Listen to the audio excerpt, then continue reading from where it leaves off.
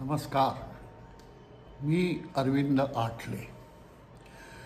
भाषण पुष्प मालिकेतलं 83वं पुष्प आज मी आपल्यासमोर सादर करतो आहे.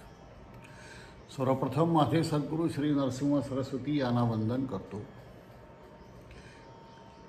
आणि त्यांच्या आशीर्वादानं हे काम चालू आहे याविषयी माझ्या मनात खात्री आहे.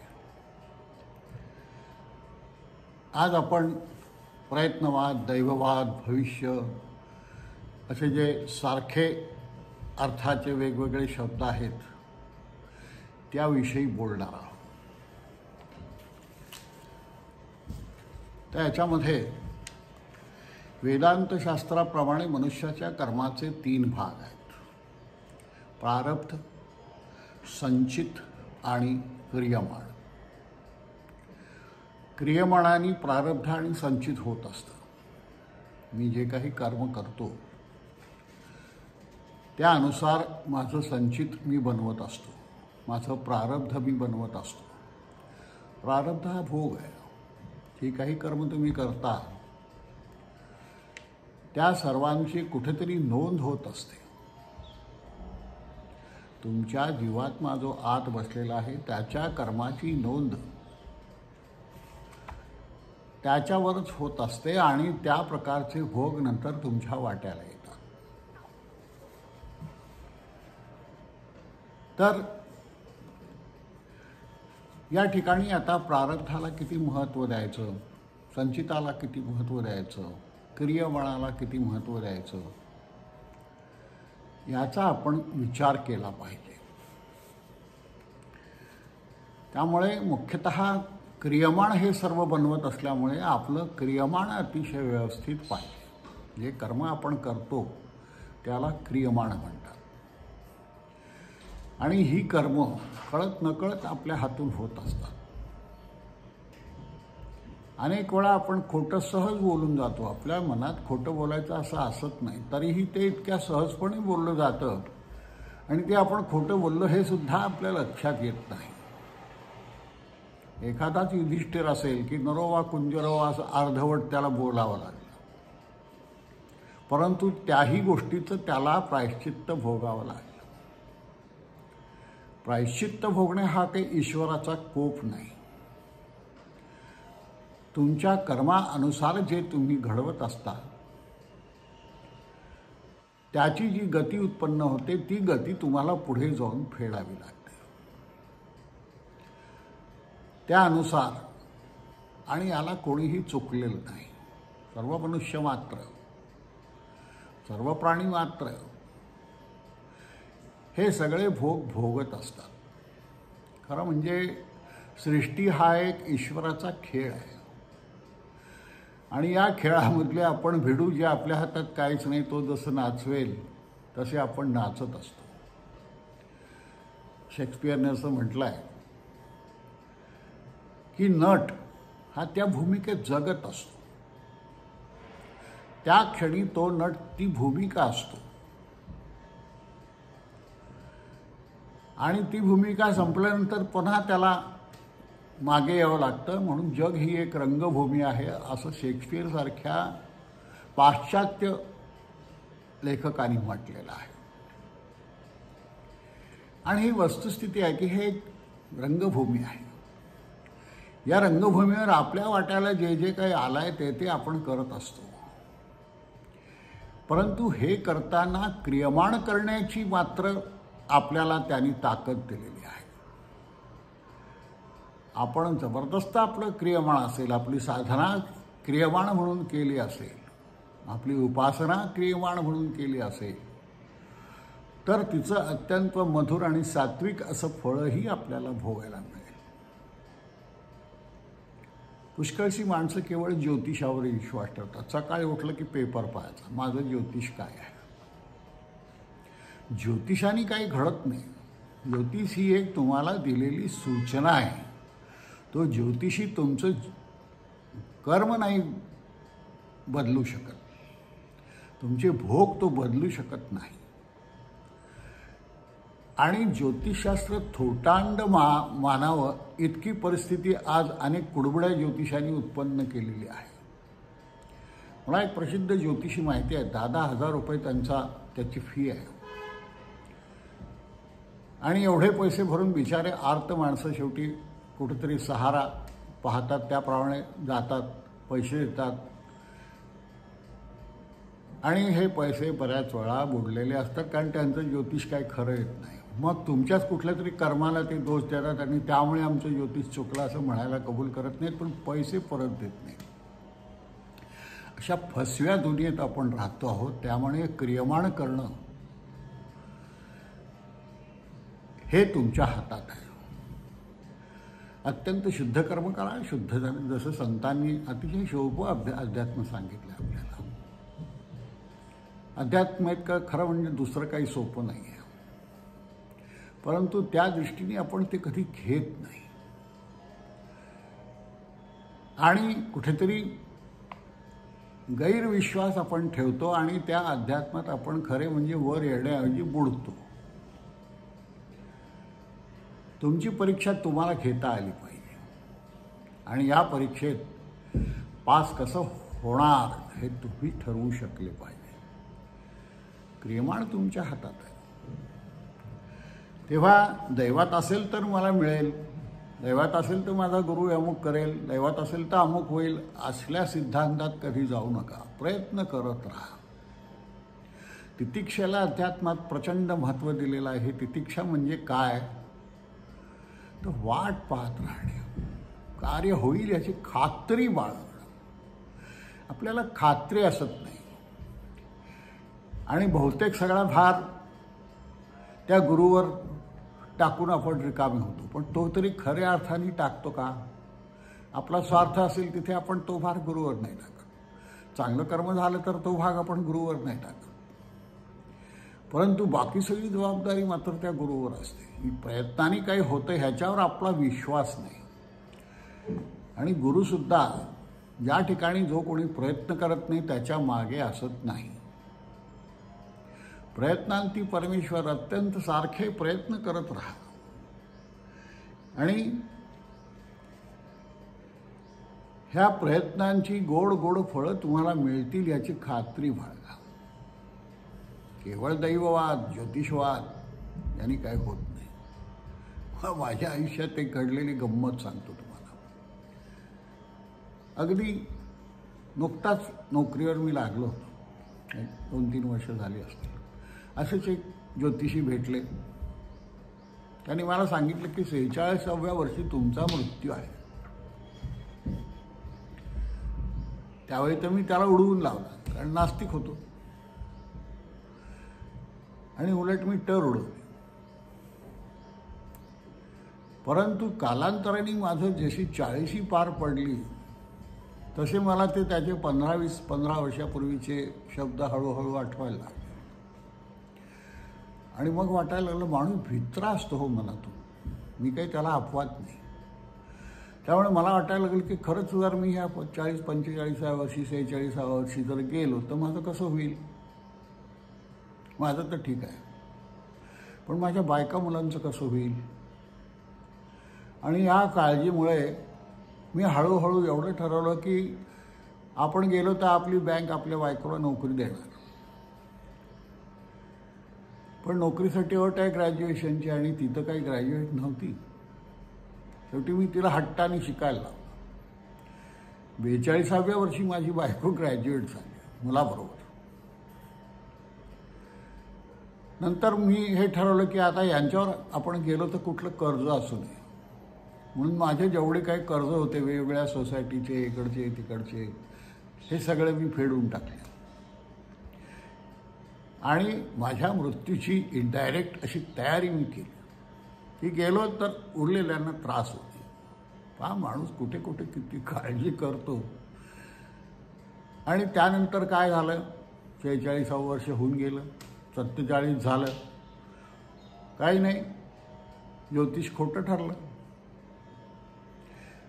पण ज्या ज्योतिषाचा माझ्या मनावर जो मधल्या काळात जो पगडा आणि जो एक दबाव होता एक प्रकारचा, त्या दबावाने मी एक ठरवलं की तसाही आता आपण मृत्यू झाला असतं तर काय केलं असतं. त्यापेक्षा आपण आता हा दुसरा जन्म समजू. ठीक आहे, मी 46व्या वर्षी मेलो आणि आता मी 47-48 वर्षाचा आहे. हा माझा दुसरा जन्म झालेला आहे आणि हा मी अत्यंत सत्कार्यात घालवीन. आणि त्यानुसार मग मी नोकरी सोडायचं ठरवलं आणि गुरुच्या शोधार्थ बाहेर पडलो. त्याच्या मागचं हे एवढा इतिहास आहे. आणि त्यानंतर खरंच जसं मुंजीमध्ये द्विज होतो तसा मी ही नोकरी सोडून द्विज झालो. माझं आयुष्य एकदम इकडून तिकडे पलटून गेलं. तसं म्हटलं तर त्या कडूच्या ज्योतिषाचा इनडायरेक्टली मला फायदाच झाला. माझं आयुष्य बदलून गेलं आणि वेगळ्या अर्थाने माझा नवीन जन्म झाला. वेगळ्या अर्थाने मी त्या संकटामध्ये 46-47व्या वर्षी गेलो वेगळ्या अर्थाने. आणि नवीन जन्म होऊन एक वेगळंच कार्य माझ्या वाट्याला आलं आणि ते सिद्धीला गेलं असं मला वाटतंय. तेव्हा ज्योतिषावर किती विश्वास ठेवायचा. माझे एक परिचित आहेत, खूप गाढ चांगले परिचित. एका प्रख्यात ज्योतिषाकडे गेले, त्यांची फी दिली, अमुक झालं तमुक करा, अमुक होईल, हे करा, ते करा, हे बदलेल, सगळं त्यांनी केलं आणि शेवटी त्यांचे पैसे बुडले. झालं काहीच नाही. हे सगळे धंदेवाईक लोक आहेत. हो, तुमचा पैसा तुमच्या खिशातून कसा काढायचा आणि पुन्हा आपण नामे निराळे राहायचं हे यांना चांगलं समजतं. ज्योतिषी कोण तर ज्याची उपासना प्रचंड आहे, दैवत ज्याच्यावर एखादं प्रसन्न आहे त्याला आपण ज्योतिषी म्हणू. माझ्या पाहण्यात एक असे ज्योतिषी आले होते की ज्यावेळी माझा या अध्यात्मिक क्षेत्रात प्रवेशही झाला नव्हता अशावेळी माझी त्यांची भेट पडली. ते प्रख्यात राजज्योतिषी होते आणि हा ग्रस्त सरकारी नोकरीत होता. त्याचे वडील राजज्योतिषी होते आणि सरकारी नोकरीतल्या या माणसाला ज्योतिषाचं गम्यही नव्हतं. नॉर्मली वडील जे असतात त्याच्या विरुद्ध मुलं असतात. या न्यायाने त्याला ज्योतिषशास्त्रात काही गम्य नव्हतं. परंतु वडील जेव्हा गेले तेव्हा या मुलाला त्यांनी जवळ बोलवलं, त्याच्या डोक्यावर हात ठेवला आणि माझी विद्या आजपासून तुला येईल असा आशीर्वाद दिला. आशीर्वादामध्ये प्रचंड ताकद असते हे लक्षात ठेवा. मोठ्या माणसांचे आशीर्वाद घेणं, त्यांचा हात आपल्या डोक्यावर ठेवणं, त्यांचा हात आपल्या पाठीवर फिरणं ही यासाठी प्रचंड पुण्याई लागते. आणि ती पुण्याई त्या राजज्योतिषांच्या मुलाची होती म्हणून वडिलांनी त्याच्या डोक्यावर हात ठेवला.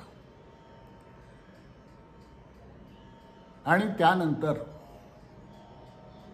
त्या मुलाला समोरचा माणूस पाहिला की त्याचं सगळं भूत भविष्य दिसायला लागलं. मी हे अनुभवलेलं आहे. त्यांचं नाव मी सांगू इच्छित नाही. परंतु मला असा अनुभव आला की मी गेल्यानंतर त्यांनी उलट माझं स्वागत केलं. त्यांनी सांगितलं की तुम्ही योगमार्गी आहात. आणि त्यावेळी माझा या मार्गात कसलाही संबंध नव्हता. मला मोठी आश्चर्य गंमत वाटली की हे काय सांगतात. आणि त्या माणसाला दक्षिणा देण्याऐवजी त्यांनीच मला दक्षिणा देऊन माझं स्वागत केलं, नमस्कार केला. मला तेव्हा ते काही समजलं नाही. परंतु कालांतराने जेव्हा माझ्या आयुष्यातले जे मार्ग भ्रमण झालं, मार्ग वेगवेगळा बदलला आणि ज्या मार्गाकडे मी गेलो त्यावेळी त्याचं भविष्य हे खरं होतं हे माझ्या नंतर लक्षात आलं. त्यांची माझी भेट मी पुन्हा कधी घेतली नाही आणि मी गेलोही नाही. मी स्वतः ज्योतिषावर विश्वास ठेवत नाही. ज्यांच्यात कर्तृत्व नसतं ते लोक ज्योतिषाकडे जातात असं माझा समज आहे. कदाचित गैरसमज तुम्ही म्हणू शकता. परंतु ज्योतिषाकडे जाणं, आपलं ज्योतिष पाहणं, तो ज्योतिषी खरोखरच तुमचं काही बदलू शकतो का? हो, दैव तुमचं बदलण्याचं सामर्थ्य त्या ज्योतिषात असतं का? स्वतः गुरुसुद्धा तुमचं कर्म कधी बदलत नाहीत, ते भोगावं लागतं. हे सद्गुरू असतात ते तुमची कर्म तुम्हाला भोगू द्यावी लागतात हे सांगतात, भोगावीत. अत्यंत अपवादात्मक स्थितीत ते तुमचं कर्म आपल्याकडे घेतात. परंतु शक्यतो कर्माला ते हात लावत नाही, तुमच्या प्रारब्धाला ते हात लावत नाही. तुमच्या क्रियमाणामध्ये त्यांना रस असतो. तुमचं प्रारब्ध तुमच्या कर्माने तुम्ही बदलावं यावर त्यांचा भर असतो.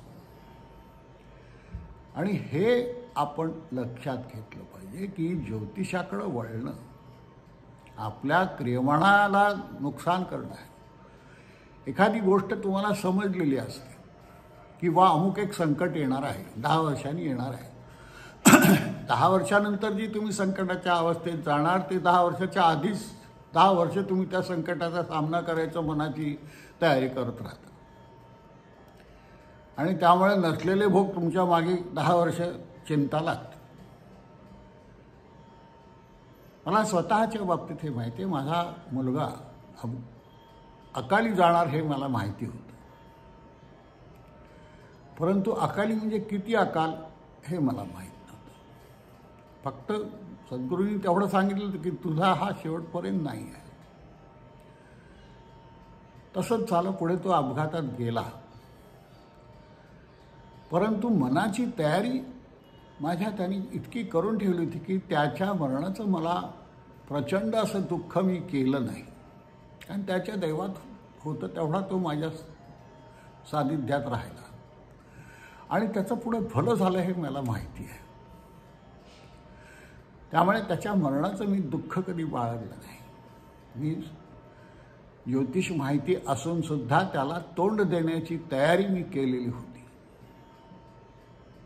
तर हे तुम्ही करा. तुम्हाला ज्योतिष पाहायचं असेल, संकट पाहायचे असतील तर संकट बदलणारा ज्योतिषी तुम्हाला मिळणार नाही. कुठले तरी थातुरमातुर काहीतरी उपाय तुम्हाला सांगतील ते, पण त्या उपायांना यश येणार नाही हे लक्षात ठेवा. कारण हे इथे लिहिलेलं आहे.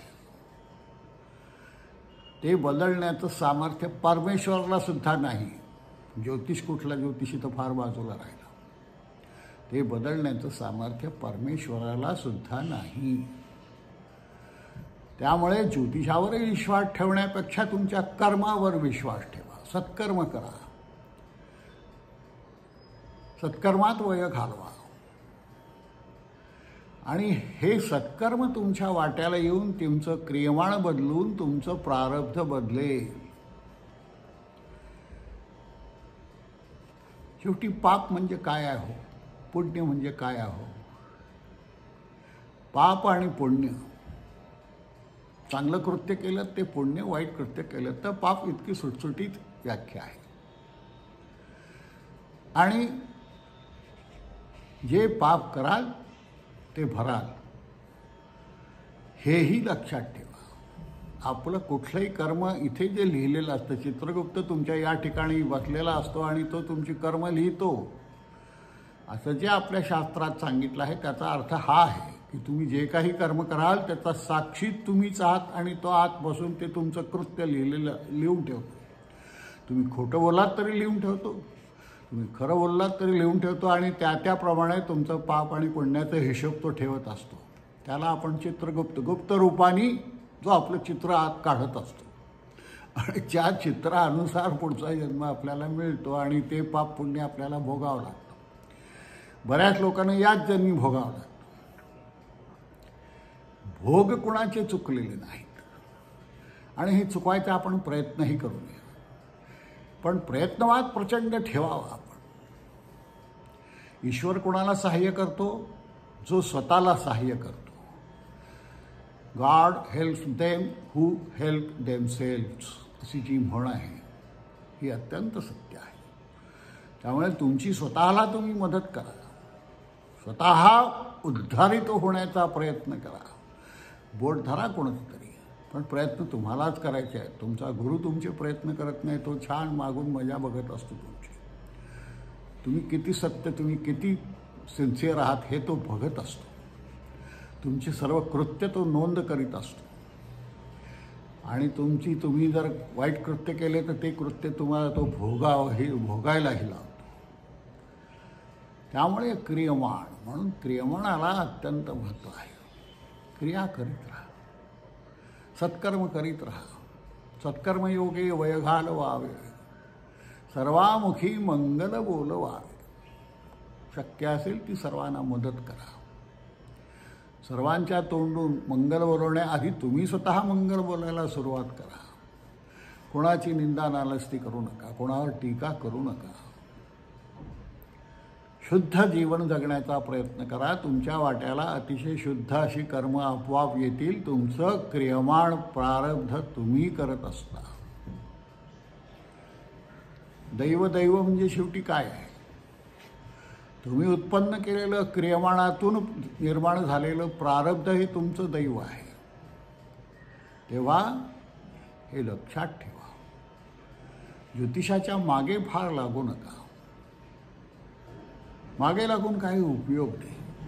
नसत्या तुमच्या मनाला वेदना होण्याखेरीज त्यात काही होणार नाही. खूप त्यांनी चांगलं झालं म्हटलं, काय त्याच्या शब्दाने होत असतं का चांगलं? तुमच्या कर्माने होत असतं. तेव्हा कर्मावर विश्वास ठेवा. आपण नाईलाज होईल त्यावेळी ज्योतिषाकडे जातो, तोही तुम्हाला काही तोडगे सांगतो, परंतु तो ज्योतिषी किती सत्य आहे, त्याची वाणी किती सत्य आहे, त्याचं वर्तन आचरण किती सत्य आहे, याच्यावर ज्याच्या ज्योतिष खरं होणार का खोटं होणार हे अवलंबून आहे. हे लक्षात ठेवा. त्यामुळे इकडे तिकडे न जाता तुमच्या प्रयत्नावर विश्वास ठेवा. प्रयत्नवाद, सगळ्यात मोठा वाद हा प्रयत्नवाद आहे. प्रयत्नाने वाळूचेही वाळूतून कणातूनही तेल निघतं, अशी म्हण आहे आपल्याकडं. आणि अत्यंत श्रेष्ठ असं कर्म सांगितलेलं आहे. रामदास स्वामींचं एक वचन आहे, वन्ही तो चेतवावरे चेतविताच चेततो, विवेक जाणीजे जैसा वाढविताच वाढतो. संगतो साक्षेपी याचा धरिता साक्षेपू, घडे केल्याने होत आहे रे आधी केलेच पाहिजे. यत्न तो देव जाणावा अंतरी धरिता बरावे, अग्नी जसा चेतवावा तसा तो भडकतो. विवेक जसा वाढवावा तसा तो वाढतो. उद्योगाची संगती धरली तर उद्योग करावासा वाटतो. जगात पाहिजे ते उद्योगानेच आणि कर्तृत्वाने होते, म्हणून आधी आपण उद्योग केला पाहिजे. आपला प्रयत्न याला आपण उद्योग म्हणू. करत राहा. आज ना उद्या तो फळाला येईल, पण प्रयत्न न करता काहीही तुमच्या वाट्याला येणार नाही. दैवावर सोडू नका. दैव तुमचं तुम्ही घडवा, आणि हे घडवलं तर त्याचा उपयोग, त्याचा परिणाम घेऊन तुम्ही तुमच्या आयुष्यात आनंदी होऊ शकाल. मी नेहमी सांगतो की आनंद प्राप्ती करणं हे आपलं काम आहे.